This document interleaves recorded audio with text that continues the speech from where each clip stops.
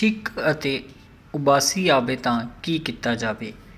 ਸੈਯਦਨਾ ਅਬੂ ਹੁਰੈਰਾ ਰਜ਼ੀ ਅੱਲਾਹੁ ਤਾਲਾ ਅਨਹਾ ਤੋਂ ਰਿਵਾਇਤ ਹੈ, ਰਸੂਲ ਅੱਲਾਹ ਸੱਲੱਲਾਹੁ ਅਲੈਹਿ ਵਸੱਲਮ ਨੇ ਫਰਮਾਇਆ, ਅੱਲਾਹ ਤਾਲਾ ਛਿੱਕ ਨੂੰ ਪਸੰਦ ਕਰਦਾ ਹੈ ਅਤੇ ਉਬਾਸੀ ਤੋਂ ਨਫ਼ਰਤ ਕਰਦਾ ਹੈ।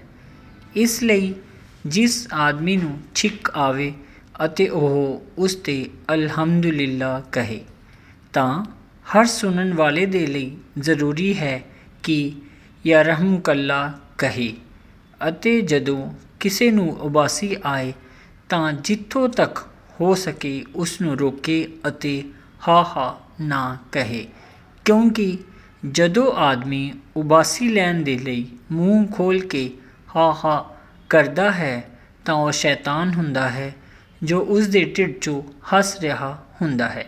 ਮਸਨਦ ਅਹਿਮਦ 95-30।